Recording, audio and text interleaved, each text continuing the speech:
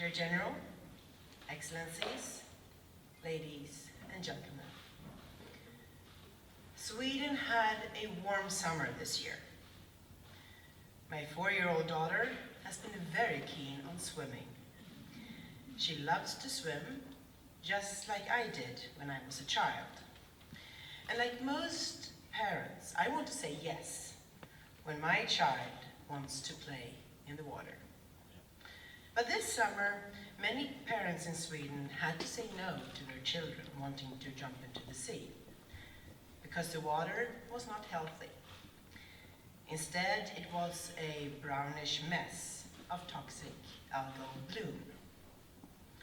And this is just one of many alarming signs that our marine environment is under great stress.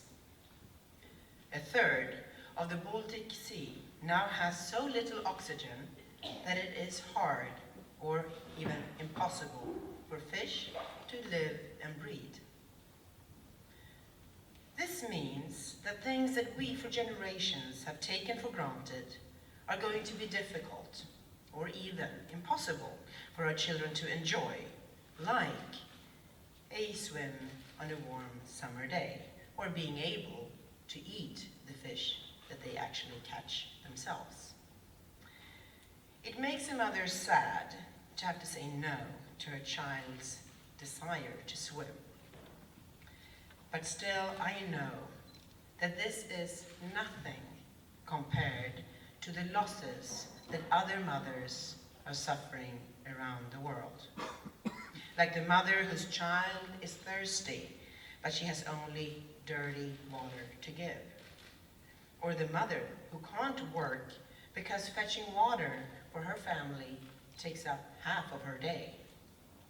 Or the mother who can't let her teenage daughter go to school because there's no proper sanitation. Disease, poverty, inequality. 650 million people lack access to safe water. 2.3 billion people lack access to improved sanitation. And as many as 900 children die every day of diarrheal diseases. This is what we really are talking about when we discuss water. So let's change the perspective. Look ahead. Let's talk about health.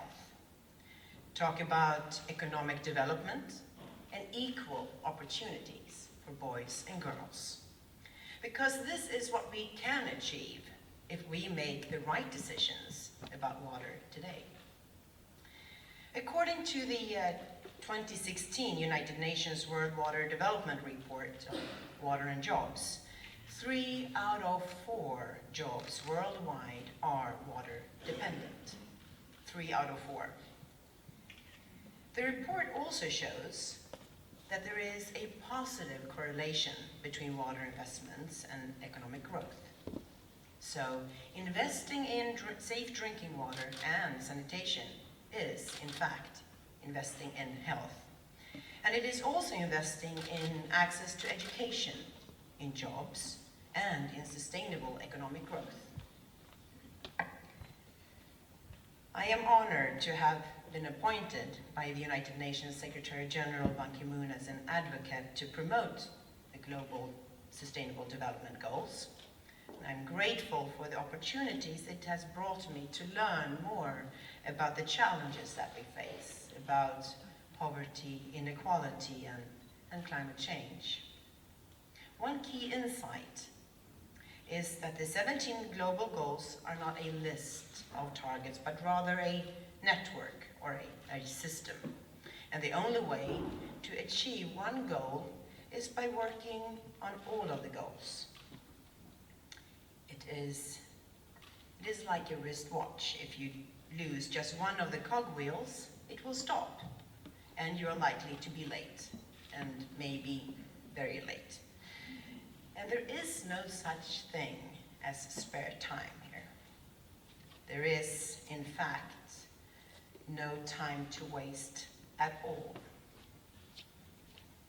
I believe Secretary General Ban Ki-moon expressed it very well when he said, "We are the first generation that can eradicate poverty, and the last that can put an end to climate change." I am proud that Sweden is truly committed to the 2030 agenda and the global goals. In the government, in civil society, in business sector and academia, there is a strong ambition to take the lead and to lead by example. But leading is not just about showing the way, it is also about listening, about learning from others, and being open to new ideas. And this is why we're here today. So, looking around this room, I see leading researchers, decision makers, opinion leaders from all over the world, and I see hope. So much knowledge and ability gathered here under the same roof. We have a lot of work ahead of us, but let this World Water Week give us the energy we need to carry on in order to make great things happen.